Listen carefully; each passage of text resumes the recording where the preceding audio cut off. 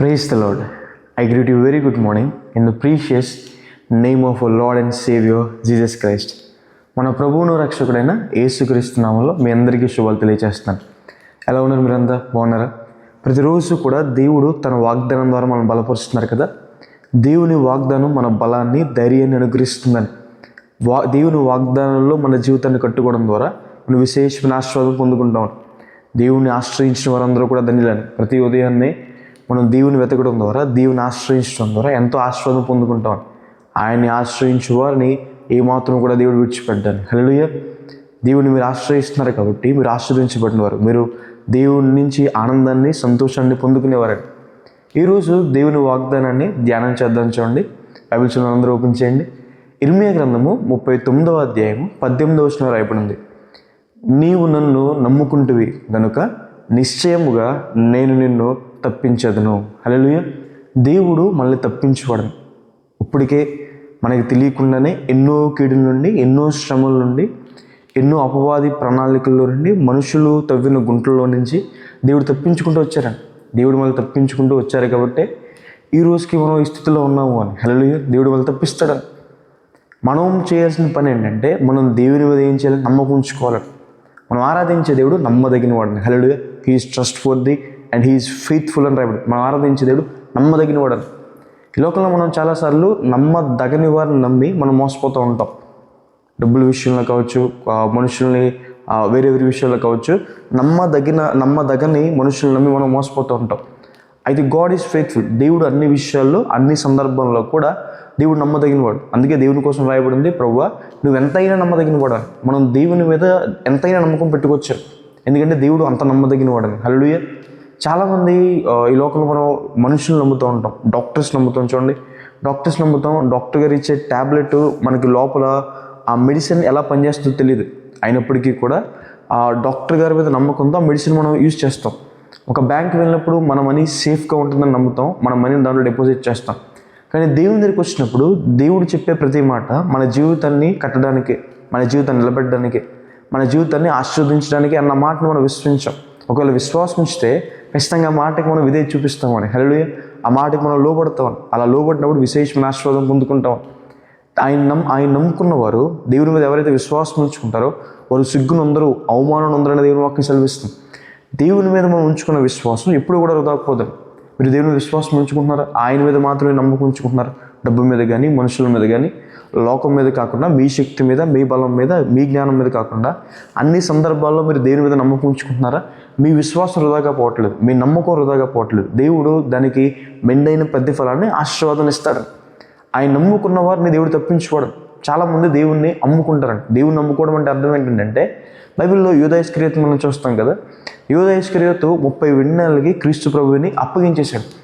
చాలామంది, మనలో కూడా చాలామంది దేవునికి ఇవ్వాల్సిన సమయాన్ని లోక విషయాల కోసం అప్పగించేస్తూ ఉంటారు, అమ్మేసుకుంటూ ఉంటారు ఆ సమయాన్ని. ఒకసారి చార్లెస్ స్పర్జన్ అనే దేవుని సేవకుడు చర్చిలో వాక్యం చెప్తూ, ఆయన ఆత్మపూర్ణుడై ఒక వ్యక్తి వైపు పాయింట్అవుట్ చేస్తూ, ఆ రోజు సంఘంలో 13,000 మంది దాకా ఉన్నారు. But he pointed out to some person, ఒక స్పెసిఫిక్ పర్సన్కి వేలిపెట్టి చూపిస్తే ఇలా అన్నాడు, ఈ వ్యక్తి నిన్న ఆదివారం తన షూ షాప్ తెరిచి ఒక జత షూలు అమ్మాడు. దాంట్లో 4 penniesకి, ఆ కాలంలో 4 pennies, ఇప్పుడైతే డాలర్స్ ఇవన్నీ కదా, ఆ కాలంలో పెన్నీస్ ఎక్కువ వాల్యూ కదా. 4 penniesకి, అంటే ఫర్ ఎగ్జాంపుల్ 4 రూపాయలకి, 4 రూపాయలకి ఆ షూలు అమ్మాడు. 2 రూపాయలు సంపాదించాడు. 2 రూపాయల కోసం దేవుని మందిరానికి వాళ్ళ సమయాన్ని అమ్మేసుకున్నాడు.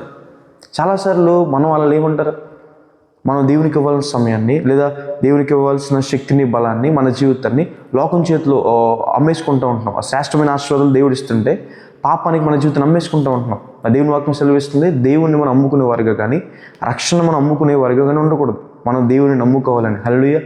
ఆయన మీద నమ్మకం ఉంచుకున్న వారిని దేవుడు తప్పిస్తాడు. వేటి నుండి దేవుడు తప్పిస్తాడు?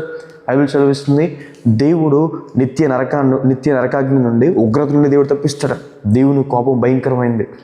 బైబిల్లో నోహ గారి కాలంలో మనుషులందరూ కూడా పాపం చేశారని, పాపం చేసినప్పుడు దేవుడు మనుషుల్ని అందరినీ తుడిచివేయాలని చెప్పి గొప్ప జలప్రలయాన్ని దేవుడు తీసుకొచ్చారండి. గొప్ప జలప్రలయాన్ని దేవుడు తీసుకొచ్చినప్పుడు కానీ దేవుడు నోహ గారిని, నోహ కుటుంబాన్ని మాత్రం దేవుడు తప్పించాడు. ఎందుకంటే వారు దేవుని దృష్టిలో నీతివంతులుగా బ్రతికారు కాబట్టి. ఒకరోజు భూమంతా లయమైపోతుంది. లేదంటే పాపం చేసిన ప్రతి ఒక్కరు నరకానికి వెళ్ళిపోతారు. అయితే నిత్య నరకాన్ని నుండి ఎవరు తప్పించబడతారు? మనుషుడు ఒక్కసారి మృతి పొందడం తర్వాత తీర్పులో ప్రవేశపెట్టబడడం దేవుని వాక్యం సెలవిస్తుంది. మృతి పొందిన తర్వాత ప్రతి ఒక్కరు కూడా తీర్పులో నిలబడతారు. మరి ఆ తీర్పులోంచి ఎలా తప్పించబడతాం? నిత్య నరకాగ్ని నుంచి ఎలా తప్పించబడతాం అంటే క్రీస్తు ప్రభువుని అంగీకరించడం ద్వారా. క్రీస్తు ప్రభువు నా కొరకు ప్రాణం పెట్టారని, ఆయన రక్తాన్ని చిందించారని, ఆయన ప్రాణం పెట్టడం ద్వారా నాకు పాపక్షేమం దొరికిందని నమ్మి ఎవరైతే క్రీస్తు ప్రభు వారు జరిగిన పాపాలు ఒప్పుకుంటారో వారు రెండో మరణమైన నరకం నుండి దేవుని ఉగ్రత నుండి తప్పించబడతారు అని. హల్లెలూయా. దేవుడు వారిని తప్పిస్తాడు. ఆయన మీద ఉంచుకునే విశ్వాసం మాత్రం వాళ్ళు తప్పిస్తుందని.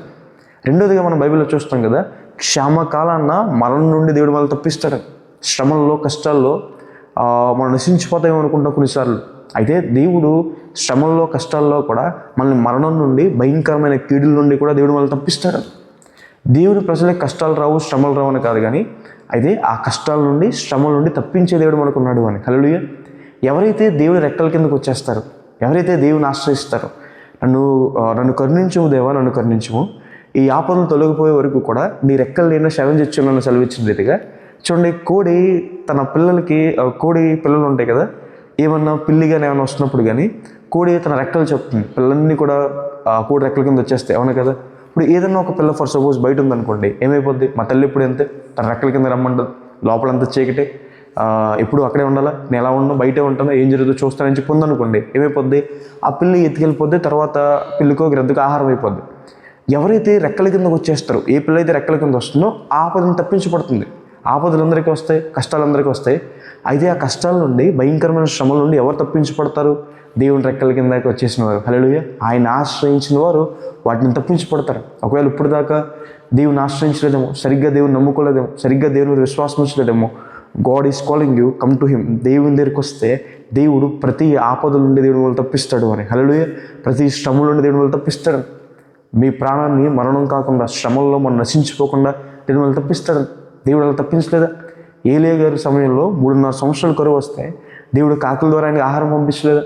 సారీపత విధురాలు దేవుని మాటకు లోబడే మనసు ఉండడం ద్వారా ఆమెను దేవుడు పోషించలేదా? ఆమెకున్న పిండి తక్కువ అయిపోకుండా, ఆమెకున్న నూనె తక్కువ కాకుండా దేవుడు ఆశీర్వదించలేదా? దేవుడు మనలో కూడా క్షామకాలం ఉన్న మరణం నుండి దేవుడు తప్పిస్తాడు. తర్వాత మనం చూస్తాం, పౌలు గారు ఒకసారి మాట్లాడుతుంటారు, దేవుడు నన్ను సింహం నోటి నుండి తప్పించాడు. సింహం నోటి నుండి, సింహం నోటి నుండి తప్పించబడిన వారు బైబిల్లో కొంతమంది చూస్తాం, అవునా కదా. దానియేలు గారి సింహం నోటి నుండి ఏం చేయబడ్డారు? తప్పించబడ్డారు. సంసోను సింహం నోటి నుండి సింహాన్ని చీల్చేసేది ఆయన, అవునా కదా. దావీదు గారు కూడా సింహాన్ని చంపేశాడు ఆయన, సింహం నోటి నుండి తప్పించబడడం బైబిల్లో చూస్తాం. అది బైబిల్లో రాయబడింది, అపవాది గర్జిని సింహం వల్ల వెతుకుచూ తిరుగులాడుతుందని. అంటే ఎవరిని మృంగుదామా అని చెప్పి, ఎవరిని పడేద్దామా, ఎవరిని దేవునికి దూరం చేద్దామా, దేవుని ఆలోచన నుంచి, దేవుని ఉద్దేశాల నుంచి దూరం చేద్దామని సాతాను తిరుగుతున్నాడు. అప్పుడు దేవుని దగ్గరికి వచ్చిన మనం దేవుని మీద విశ్వాసం ఉంచుకుంటే సాతాను తంత్రాల నుండి, శోధన నుండి దేవుడు మళ్ళీ ఏం చేస్తుండే? ఆయన తప్పిస్తాడు అని. హల్లెలూయా. కొన్నిసార్లు మనుషులు సింహాల్లా మాట్లాడతారండి. అంటే అర్థం ఏంటంటే పక్క వాళ్ళని చీల్చేయాలి, మాటల ద్వారా కష్టపడాలి, మాటల ద్వారా వారిని బ్యాడ్ చేయాలని, మాటల ద్వారా వారి జీవితాన్ని పాడు చేయాలని మనుషులు మాట్లాడతారు. వారిలో ఏ తప్పు ఉందో కూడా వారిలో ఏ తప్పు ఉందో గమనించరు, వారిలో ఎంత పాపం ఉందో గమనించరు, వాళ్ళు ఎంత మోసం ఉందో గమనించరు, పక్క వాళ్ళ ఎదుటి మీద నిందలు మోపాలనుకుంటాం. అయితే దేవుడు వాటన్నిటి నుండి కూడా మనల్ని తప్పిస్తాడు అని. హల్లెలూయా. ఏ హాని రాకుండా దేవుడు మనల్ని కాపాడుతాడు. దేవుడి మీద విశ్వాసం ఉంచండి, నమ్మకం ఉంచండి. ప్రతి పరిస్థితుల్లో, ఆపత్కాలంలో దేవుడు నమ్ముకునదగిన సహాయకుడు. ఎవరో కూడా కొన్నిసార్లు అప్పుడు దాకా సహాయం చేస్తానని చెప్పిన వారు సహాయం చేయకపోవచ్చేమో, కానీ క్రీస్తు ప్రభు వారు దేవుడు అన్ని సందర్భాల్లో, ప్రతి కష్టంలో దేవుని దగ్గరికి వచ్చినప్పుడు ఆయన ఖచ్చితంగా సహాయం చేస్తారని, ఆయన ఖచ్చితంగా మీ జీవితంలో తన సహకారాన్ని, తన చేతిని అందిస్తారని, దేవుడు మిమ్మల్ని తృప్తిపరుస్తారని. కాబట్టి ఈ వాగ్దానం విశ్వసించండి. ఈ రోజంతా ప్రతి కార్యంలో దేవుని మీద నమ్మకం ఉంచుకోండి. దేవుడు మిమ్మల్ని ప్రతి కీడుని తప్పిస్తాడు. మీ జీవితాన్ని దేవునికి అప్పగిస్తే దేవుడు నిత్య నరకాన్ని తప్పిస్తాడు. క్షామకాలం, ఒకవేళ మీరు కరువులో ఉన్నారు, కష్టంలో, ఇబ్బందుల్లో ఉన్నామండి, అయితే దేవుని మీద నమ్మకం ఉంచుకోండి. దేవుడు మిమ్మల్ని భయంకరమైన శ్రమల నుండి దేవుడు తప్పిస్తాడే, దేవుడు మీకు సహాయం చేస్తాడే. ప్రార్థన చేసుకుందాం. చూడండి, ప్రభువా, సర్వశక్తిమంతుడా, జీవం గల దేవా, మీకు వేలాది వందనాలు వేసే. ఈరోజు వాగ్దానం ద్వారా తండ్రి మాతో మాట్లాడినందుకు దేవా మీకు వేలాది వందనాలు వేసే. మీరు సెలవిచ్చారు కదా ప్రభా, వేసే మీరు మమ్మల్ని తప్పిస్తారని ప్రభు. మిమ్మల్ని ఎవరైతే నమ్ముకున్నారో ప్రభు, వారిని విడిచిపెట్టే దేవుడు కాదని ప్రభు, వారిని తప్పించే దేవుడు అని ప్రభు మాతో మాట్లాడినందుకు మీకు వందనాలు వేసే. అవును తండ్రి, ఇప్పటికే ఎన్నో కీడుల నుండి, ఎన్నో భయంకరమైన శ్రమల నుండి, ఉపద్రవాల నుండి, సాతాను తంత్రాల నుండి ప్రభు మమ్మల్ని తప్పించిన గొప్ప దేవుడు వేసే మీకు వేలాది వేలాది వందనాలు వేసి మీకు స్తుతి స్తోత్రం తండ్రి.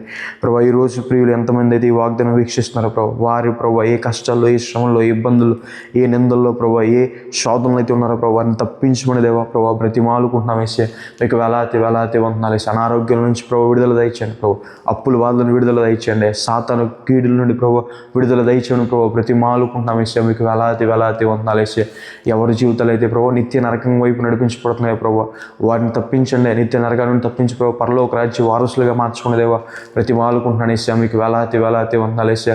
మేమందరం కూడా ప్రభు మిమ్మల్ని నమ్ముకుని ప్రభు గొప్ప కార్యాలు చూసే వారిలో దేవా సహాయం చేయండి. మేమందరం కూడా ప్రభు మేము మిమ్మల్ని నమ్ముకునే వారికి ఉండకూడదు, మా సమయాన్ని, మా శక్తిని, మా బలాన్ని పాపం కోసం వినియోగించి ప్రభు మిమ్మల్ని నమ్ముకునే వారికి ఉండకూడదు, మిమ్మల్ని నమ్ముకుని మీకోసం జీవించే వారికి ఉండాలి. గొప్ప కార్యాలు ప్రభు ఈ వాగ్దానం వీక్షిస్తున్న వారి పట్ల చేయమని, దీవులకు మరించమని యేసు నామమున అడిగి వేడుకుంటున్నాను తండ్రి. Amen. God bless you. God bless India.